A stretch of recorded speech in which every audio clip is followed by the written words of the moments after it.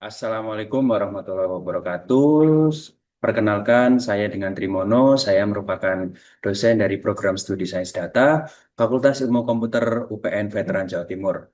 Pada kesempatan kali ini, saya akan memaparkan deskripsi mata kuliah, capaian pembelajaran, kriteria lulusan yang diharapkan, dan indikator penilaian dari mata kuliah pemodelan data bisnis. Di mana mata kuliah ini menjadi mata kuliah yang saya pilih untuk mengikuti seleksi Serdos tahun 2025 khususnya untuk bidang pengajaran.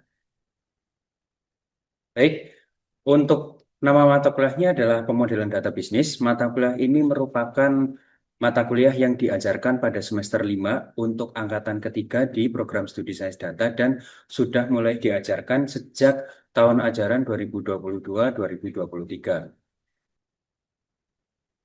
Pada bagian pertama, terkait dengan deskripsi mata kuliah, pemodelan data bisnis ini berfokus pada pembelajaran yang mengenai konsep dasar dan teknik analisis data, khususnya untuk prediksi harga dan prediksi risiko kerugian pada kegiatan bisnis dengan memanfaatkan pada harga-harga aset atau data-data kuantitatif di nilai bisnis yang sedang dikerjakan. Kemudian di mata kuliah ini nanti mahasiswa akan diperkenalkan mengenai konsep dasar dari model statistik yang dapat memprediksi harga secara akurat sesuai dengan karakteristik data yang dimiliki.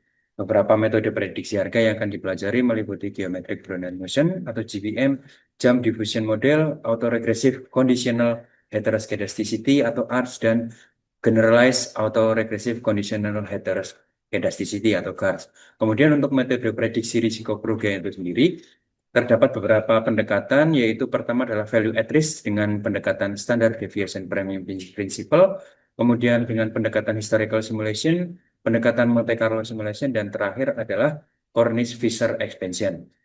Dan pada akhirnya mata kuliah ini akan membekali mahasiswa selain dengan teori-teori yang tadi telah dijelaskan, mahasiswa juga akan dibekali dengan tools atau kemampuan komputasi yang tepat untuk memprediksi harga dan risiko kerugian secara akurat, serta mampu memperoleh atau menangkap interpretasi atau informasi-informasi yang sebelumnya belum terungkap, yang itu berguna bagi pihak yang berkaitan seperti investor ataupun masyarakat luas. Kemudian pada capaian pembelajaran mata kuliah, ada dua capaian. Yang pertama adalah memiliki kemampuan untuk memilih metode yang tepat dalam rangka menganalisis harga harga aset dan juga risiko kerugian sehingga akan memberikan hasil prediksi yang akurat. Kemudian yang capaian pembelajaran kedua adalah mahasiswa mampu memahami konsep dasar teknik machine learning, kemudian merancang algoritma machine learning, dan juga mengembangkan aplikasi yang berdasarkan dari model prediktif yang sudah didapatkan sebelumnya untuk membantu proses komputasi agar menjadi lebih ringkas dan menjadi lebih cepat. Lalu, setelah mahasiswa mengikuti perkuliahan ini, beberapa kemampuan atau kecakapan yang diharapkan diperoleh oleh mahasiswa itu terdapat 6 capaian. Yang pertama adalah mampu memahami dan menjelaskan konsep dasar dari imbal hasil atau return dari manajemen risiko. Kemudian yang kedua adalah mahasiswa mampu memahami dan menjelaskan konsep dasar model stokastik untuk prediksi harga aset. Yang ketiga adalah mahasiswa mampu memahami dan menjelaskan konsep dasar ukuran risiko yang ini akan dijadikan sebagai pedoman dalam manajemen risiko. Keempat, mahasiswa mampu memahami dan menjelaskan konsep dasar model time series untuk prediksi harga aset. Keenam, mampu merancang dan membangun model analisis statistik yang telah dipelajari dengan menggunakan bantuan bahasa pemrograman atau perangkat lunak. Dan yang terakhir, mahasiswa mampu merancang proyek dengan menerapkan konsep model prediksi harga dan risiko kerugian yang telah ditetapkan. Berikutnya untuk materi pembelajaran, terdapat 6 kajian utama atau 6 bahan kajian. Yang pertama adalah kajian mengenai imbal hasil atau return. Kemudian yang kedua adalah manajemen risiko, khususnya dalam pendekatan kuantitatif atau berbasis pada data-data kuantitatif yang diperoleh dari periode-periode sebelumnya. Kemudian yang ketiga adalah model geometric Brownian motion. Ini digunakan untuk prediksi harga aset ketika nanti aset tersebut berada dalam kondisi pasar normal dan tidak ada data-data ekstrim. Kemudian yang keempat adalah konsep mengenai ukuran risiko, value at risk, khususnya di mana ukuran risiko ini nanti akan bekerja memprediksi berapa nilai kerugian maksimum yang mungkin akan terjadi dan juga nilai ukuran risiko ini nanti akan dapat diintegrasikan dengan model prediksi risiko kerugian tersebut. Dan yang kelima, itu adalah model jump diffusion. Jadi model jump diffusion ini merupakan lanjutan dari model GBM atau Geometric Brownian Motion ketika data yang dimiliki adalah tidak normal. Jadi ketika data yang dimiliki itu tidak normal, asumsi GPM tidak terpenuhi, maka alternatifnya adalah dengan menggunakan model jump diffusion. Dan yang terakhir adalah model untuk kondisi ketika variansi data itu tidak homogen, yaitu yang pertama adalah pendekatan menggunakan model ARCH dan yang kedua adalah pendekatan menggunakan model GATS. Kemudian untuk metode pembelajaran, di sini selama 1 semester kami akan menggunakan 5 metode pembelajaran yang dikombinasikan sesuai dengan kondisi yang terjadi di pertemuan 1 sampai pertemuan 16. Jadi yang pertama ada collaborative learning, di mana melalui metode collaborative learning ini mahasiswa dalam kelas pemodelan data bisnis ini nanti akan dibagi menjadi kelompok-kelompok kecil, di mana dalam kelompok kecil itu nanti mereka akan berdiskusi secara intensif mengenai studi kasus, mengenai materi-materi yang sedang diajarkan, sehingga mereka dapat menambah wawasan dan memperdalam ilmu yang telah diperoleh di kelas. Kemudian yang kedua adalah telling method atau metode ceramah. Jadi metode ini sesekali akan saya gunakan sebagai pengantar awal untuk memberikan panduan kepada mahasiswa terkait dengan metode imbal hasil, metode prediksi harga maupun prediksi risiko kerugian. Dan berikutnya adalah discovery learning atau mahasiswa ini dituntut untuk aktif selama mengikuti perkuliahan baik itu di dalam kelas maupun ketika pembelajaran mandiri. Jadi aktif di sini tuh dalam artian mahasiswa tidak hanya sebagai pendengar, tetapi mereka juga dituntut untuk dapat mencari atau mendapatkan materi-materi tambahan untuk melengkapi apa yang sudah diajarkan di perkuliahan. Kemudian aktif juga untuk menyelesaikan persoalan-persoalan yang diberikan oleh dosen dan juga aktif untuk belajar secara mandiri. Dan yang keempat adalah contextual learning atau studi kasus. Jadi setelah nanti mahasiswa diberikan pedoman atau pembekalan mengenai materi-materi yang sudah ada di dalam RPS, mahasiswa akan diberikan studi kasus. Kemudian dari studi kasus ini diberikan penugasan untuk dapat menyelesaikan dengan menggunakan metode yang paling tepat. Dan yang terakhir adalah goals utamanya yaitu project based learning. Jadi nanti di akhir perkuliahan mahasiswa akan diberikan project atau tugas besar, di mana tugas besar ini akan dikerjakan secara kelompok. Kemudian dari tugas besar itu mahasiswa akan diarahkan untuk mulai dari pencarian data secara mandiri, kemudian menentukan masalah yang akan dibahas, menentukan urgensi, kemudian memilih model yang tepat, lalu kemudian menyusun metodologi penelitiannya seperti apa, menyusun hasil analisisnya, dan kemudian akan diarahkan juga untuk dapat mampu membuat model analisisnya dalam bentuk GUI atau aplikasi berbasis Graph User Interface, sehingga nanti harapannya dapat menjadi luaran tambahan yang bermanfaat pada mata kuliah ini. Untuk teknik penilaian, nanti kami akan menggunakan 3 teknik penilaian. Yang pertama adalah penugasan mandiri. Jadi mahasiswa akan diberikan penugasan-penugasan baik itu yang sifatnya menggunakan bantuan software, menggunakan bantuan bahasa pemrograman maupun sifatnya kerja secara mandiri. Kemudian penugasan ini diberikan dalam rangka mengevaluasi pemahaman terhadap materi yang telah diberikan. Kemudian yang kedua adalah penilaian sumatif, yaitu melalui ujian akhir atau disebut juga sebagai evaluasi akhir semester dan juga nanti ada evaluasi tengah semester, berarti akan dilaksanakan selama 2 kali dan juga yang terakhir adalah penilaian proyek. Jadi dari project based learning yang tadi sebelumnya sudah dijelaskan, akan diberikan tugas besar berupa mengerjakan sebuah project. Dari project tersebut nanti itu akan menjadi indikator penilaian juga yang akan menentukan nilai akhir dari mahasiswa. Tugas diberikan berbasis pembelajaran proyek dan dikerjakan secara berkelompok. Kemudian untuk penilaian penugasan mandiri, kemudian penilaian proyek, itu ada indikator penilaian yang secara detail, yaitu mulai pertama adalah kesesuaian judul dengan isi makalah. Jadi proyek nanti itu dibuat dalam makalah dan dengan template yang sudah disediakan. Dan pertama adalah kesesuaian judul dengan isi makalah, rumusan masalah yang dijelaskan dan relevansinya, kualitas tinjauan pustaka dan landasan teori, kesesuaian dan ketepatan penulisan metode, kedalaman analisis dan argumentasi, kelengkapan dan kualitas data atau pembahasan, kemudian struktur penulisan dan terakhir adalah ketepatan tata bahasa, ejaan dan gaya bahasa dengan total skor yang dapat diperoleh adalah 100. Lalu ini adalah beberapa pustaka yang digunakan. Yang pertama adalah dengan menggunakan buku yang ditulis oleh Gabriel Gessner dan kawan-kawan berjudul Element of Risk Analysis with Application in R. Jadi ini mendukung untuk mahasiswa mampu menganalisis dengan menggunakan bahasa pemrograman R. Kemudian yang kedua adalah menggunakan modul pembelajaran yang saya susun berjudul Modul Pembelajaran Penelitian Data Bisnis tahun 2025. Kemudian ada buku-buku lain dan terakhir adalah artikel ilmiah yang berkaitan dengan bahan kajian perkuliahan. Jadi nanti untuk hasil penelitian saya yang sebagian besar berkaitan dengan prediksi harga maupun risiko kerugian akan diintegrasikan juga sebagai pedoman atau sebagai materi tambahan di mata kuliah ini. Baik, itu yang dapat saya sampaikan. Saya akhiri, wassalamualaikum warahmatullahi wabarakatuh. Dan setelah ini, setelah saya menjelaskan terkait dengan deskripsi mata kuliah, akan dilanjutkan dengan eh, pembelajaran di dalam kelas yang didokumentasikan oleh tim dan nanti di situ akan dijelaskan secara lengkap.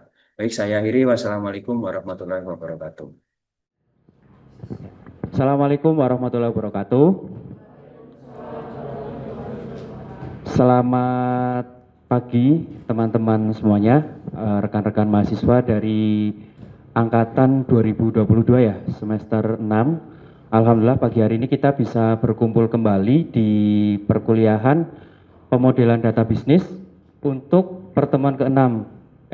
Pertemuan ke-4 bersama saya Pak Trimono ya. Jadi sebelum kita masuk ke materi inti, saya mau absen dulu nih karena biasanya mahasiswa suka pada nggak berangkat ya. Jadi peserta kuliah di sini tertera 20. Ini saya hitung dulu ya.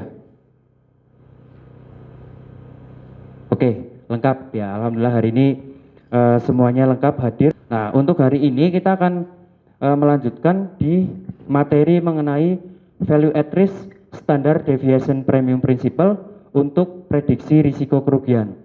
Ini mengacu pada RPS yang sudah kita sepakati di awal ya, yang sudah saya sampaikan bahwa di pertemuan keempat sampai ketujuh itu nanti kita akan membahas konsep ukuran risiko, VAR SDPP, kemudian VAR simulasi historis dan nanti ada VAR simulasi Monte Carlo. Jadi di pertemuan keempat ini yang masuk di SCPMK kedua itu pertama adalah kita akan mempelajari ukuran risiko dan VAR SDPP gitu ya. Oke. Jadi ini yang akan kita pelajari pada hari ini. Yang pertama itu adalah mengenai konsep dasar ukuran risiko. Kemudian yang kedua nanti kita akan mempelajari bagaimana konstruksi model VAR dengan pendekatan standar deviation premium principle. Kemudian yang ketiga adalah integrasi VAR dengan model GPM. Lalu yang berikutnya konstruksi model VAR SDPP dengan GPM itu melalui bahasa pemrograman RStudio. Kemudian nanti yang kelima kita akan mencoba mempelajari studi kasusnya dan yang terakhir nanti yang keenam adalah penugasan tentang implementasi model VAR SDPP dan GPM. Nah, ini adalah beberapa referensi yang kita akan gunakan di subjek PMK kedua ini. Jadi yang pertama adalah modul pembelajaran ya. Modul pembelajaran yang sudah saya buat. Kalian sudah pada punya semua ya? Ya, sudah pada punya semua. Kemudian yang kedua itu buku Microsoft Excel untuk pengukuran value at risk. Ini buku saya dengan Bu Marudani Undip. Kemudian yang ketiga itu ada saya mengambil referensi terbaru ya, Element of Risk Analysis with Application in R. Oke. Sebelum saya masuk terkait dengan VAR SDPP, di sini saya akan menjelaskan terlebih dahulu review untuk minggu lalu ya. Jadi biar ingatan kalian tercerahkan kembali gitu. Jadi minggu lalu kita sudah mempelajari terkait dengan model GPM. Model GPM itu kan fokusnya adalah untuk prediksi harga ya. Jadi dia merupakan turunan dari apa? Gerak Brown. Jadi geometric Brownian motion itu adalah turunan dari gerak Brown yang digunakan untuk memprediksi harga aset keuangan berdasarkan nilai imbal hasil pada periode sebelumnya. Ya, siapa yang mau menjawab pertanyaan pertama ini? Apa asumsi utama yang perlu dipenuhi model GPM? Oke, Calvin dulu deh ya. Silakan Calvin bisa menjawab. Perkenalkan Mbak Andri, nama saya Kelvin Dani dari angkatan 2022 dengan NPM 220. Di sini saya ingin menjawab dengan asumsi normalitas. Oke. Selain asumsi normalitas ada lagi Kevin? Izin menjawab Pak, tidak ada. Oke, tidak ada, benar ya. Ternyata minggu lalu juga ada tugas ya. Ya, masih pada ingat ya? Sudah pada ngerjakan semua kan? Ini kita coba cek dari jawabannya Renka ya. Pertama, Renka menjelaskan dari persamaan diferensial stokastiknya, ini sudah benar ya. Jadi bentuk awalnya itu adalah seperti ini, kemudian dari persamaan diferensial stokastik itu nanti kita melibatkan teorema Ito atau jawabannya benar seperti ini. Tapi kan tadi di soal itu kan diminta apa? Diminta delta T-nya 1 hari kan? Ya. Di sini kan kita belum tahu nih. P sama 0 ini kan belum tentu selisihnya 1 hari. Jadi kalau mau kita lengkapi lagi berarti gimana? Depannya jadi S T-1 sama dengan ST yaitu berdistribusi normal baku. Makanya ini kita bisa ganti dengan ZI di mana ZI ini adalah bilangan acak berdistribusi normal standar. Kita sekarang masuk ke materi intinya. Ya. Oke. Terkait dengan risiko bisnis atau manajemen risiko. Jadi perlu kita pahami bahwa dalam proses bisnis yang kita kerjakan itu ada beberapa banyak jenisnya ya, bisa berupa investasi terhadap aset keuangan, bisnis jasa, bisnis pertambangan ya yang sekarang sedang ngetren ya. Kemudian bisnis digital, kemudian bisnis transportasi. Jadi ada banyak jenisnya. Nah, dan kemudian risiko ini sifatnya adalah apa? Tidak bisa kita hindari. Yang dimaksud dengan tidak bisa dihindari itu apa? Berarti dalam kegiatan apapun itu pasti dapat terjadi kapan saja. Artinya kita tidak bisa menebak, oh harus terjadi minggu depan, harus terjadi 2 minggu lagi aja, itu tidak bisa. Gitu ya. Jadi intinya itu adalah biar bisnisnya itu tetap berjalan stabil. Nah, ini adalah beberapa kejadian-kejadian yang menjadi pemicu munculnya risiko kerugian pada investasi ya, khususnya investasi aset keuangan, karena yang seperti kita ketahui aset keuangan itu sekarang mulai banyak diminati oleh masyarakat ya.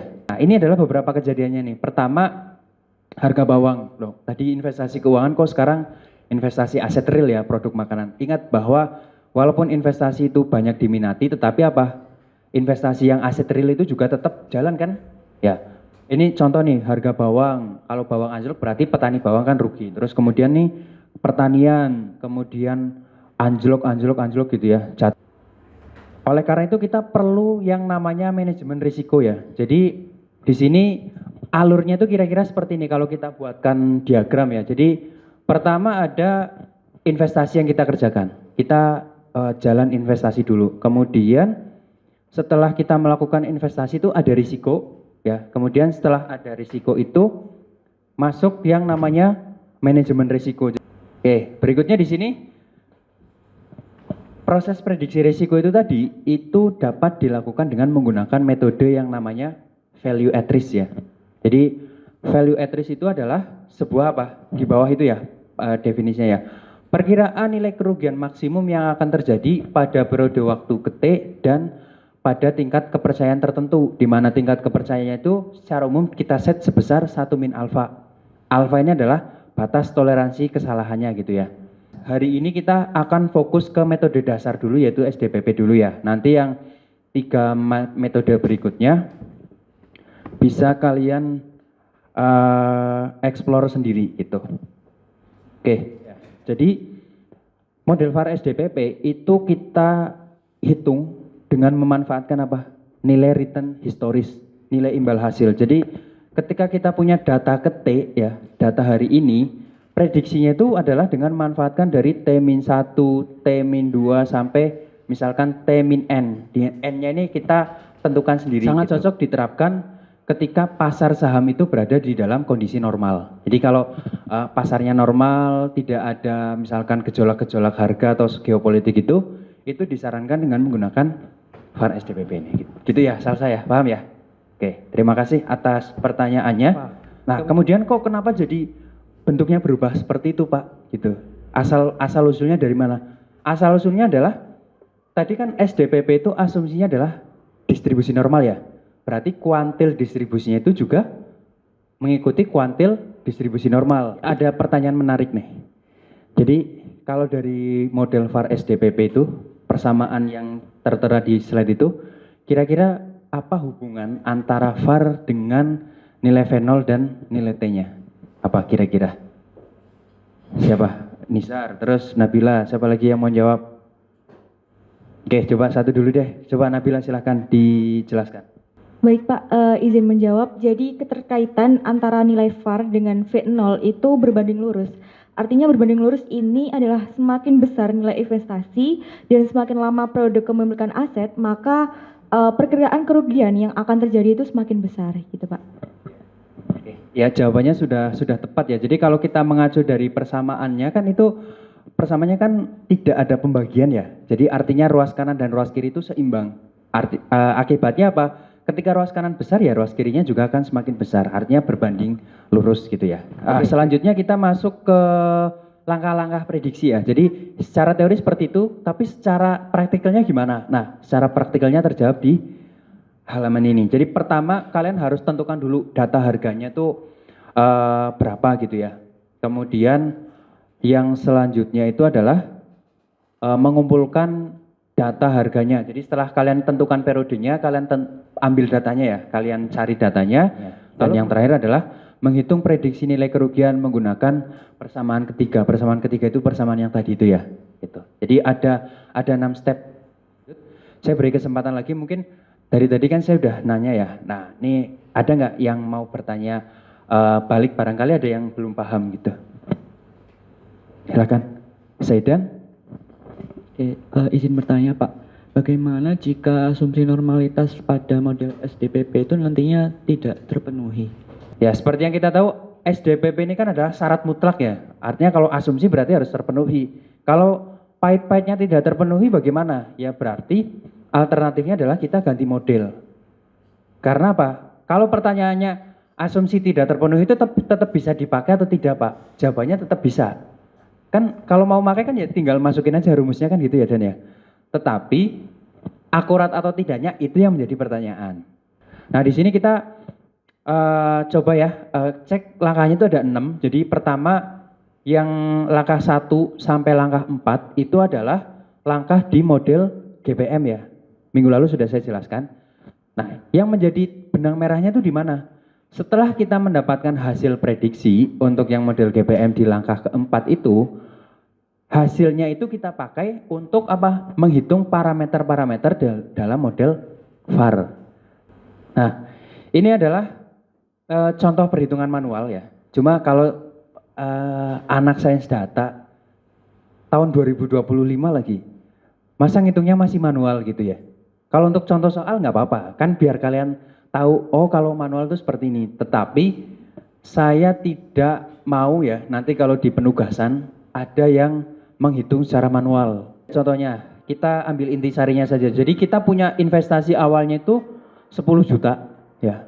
Kemudian, nah ini, nilai standar deviasi atau volatilitasnya adalah 0,1 dan nilai rata-ratanya adalah min 0,00003. Itu ternyata prediksi risiko kerugian untuk 1 hari ke depan. 1 hari. Itu berapa? Manual, tetapi ini saya akan kasih lihat dulu nih kerangkanya, kerangka skripnya seperti apa. Nanti setelah kuliah akan saya share ke kalian ya. Kita definisikan dulu Z itu sebagai bilangan random yang dibangkitkan sebanyak T. Jumlah data harga saham yang akan diprediksi. Kemudian kita hitung DT-nya, perubahan waktunya berapa. Ya, ini untuk simulasinya kita coba langsung kopikan ke ini ya, kopikan ke R Studio-nya. Oke, ini sudah jalan ya. Kalau biru semua artinya apa? Prosesnya tidak ada yang error ya. Sudah clear semua. Kita masuk ke untuk VAR-nya. Ini saya set langsung pakai GUI. Ya, jadi biar nanti pembelajaran ini juga ada output atau outcome tambahannya itu berupa aplikasi sederhana ya, yang itu nanti bisa kita klaimkan sebagai hak cipta juga kan gitu. Nah, ini sudah saya berikan di sini ada 2 ya, UI sama server. Saya berikan yang kerangka pokoknya aja untuk perhitungan VAR-nya ya. Jadi nilai T-nya. Kalau kita running, hasilnya itu adalah, nah seperti ini. Ini masih bentuk dasar ya. Kalau kalian mau bikin harus lebih bagus dari ini gitu. Ini akan mempermudah. Jadi prosesnya itu kita hanya butuh apa? Input data saja. Nanti kita input data di sini, data mentahnya, langsung akan dapat hasil returnnya berapa, kemudian hasil uji normalitasnya sampai di sini hasil prediksi VAR-nya. Kita contoh ya, misalkan ini dari PT ABC ya, ABC TBK gitu. Nah, kita klik di sini, nah langsung masuk, datanya langsung terdefinisi di sini, berapa entry-nya bisa kalian lihat semua, kemudian kita butuh return analysis. Nah ini, hitungan return-nya udah langsung muncul, kemudian yang deskriptif statistiknya juga langsung tersedia di situ. Ya, itu untuk return-nya. Kemudian kita perlu uji normalitas. Nah, uji normalitas sudah langsung keluar juga. Ini diberikan ya. Konklusinya Pak, asset return is normally distributed, artinya berdistribusi normal. Oke, untuk demo aplikasi ada yang mau ditanyakan? Mungkin dari cara pembuatan aplikasinya atau bagaimana? Mungkin Ajeng ada yang mau tanyakan? Sudah cukup jelas ya? Ya, ini aplikasinya itu masih sederhana kok. Jadi, untuk tugasnya nanti silakan kalian buat 3 orang ya, mas, 1 kelompok 3 orang. Kemudian setiap kelompok cari data harga historisnya. Harus beda-beda ya. Oke, kemudian hasil analisisnya itu disusun dalam makalah, dalam bentuk makalah. Jadi ada cover, judulnya apa, latar belakangnya gitu. Kemudian untuk, nah ini proses komputasinya wajib menggunakan bahasa pemrograman. Kalau yang pakai manual tidak saya terima ya gitu. Nah, kalau sudah jelas, alhamdulillah materi sudah tersampaikan semuanya. Ya, jadi apa yang menjadi tujuan pembelajaran kita pada hari ini sudah terlaksana semua ya. Saya minta 1 anak lah gitu untuk memberikan kesimpulan akhir dari materi atau pembelajaran yang sudah kita lakukan hari ini tuh apa gitu. Apa yang kalian dapatkan gitu. Ayo, siapa? Rangga ya? Oke, silakan Rangga, bisa disampaikan. Untuk dari materi yang telah disampaikan hari ini, ada 3 hal utama yang bisa saya simpulkan. Yang pertama, jadi metode VAR itu sendiri merupakan metode yang digunakan untuk mengukur potensi kerugian maksimal. Nah, dalam periode dan waktu tertentu. Saya rasa tadi Rangga sudah menyimpulkan semua hasil pada pagi hari ini ya, pagi menjelang siang ya, karena tidak kerasa ini sudah siang. Kemudian jangan lupa untuk tugasnya diselesaikan dan dikumpulkan minggu depan ya. Oke, kalau sudah tidak ada yang ditanyakan lagi, saya selaku dosen pengampu di mata kuliah pada hari ini mengucapkan banyak terima kasih atas kehadiran dan keaktifan kalian selama mengikuti kelas saya ya hari ini. Kita lanjut ke pertemuan kelima minggu depan. Baik, saya akhiri. Wassalamualaikum warahmatullahi wabarakatuh.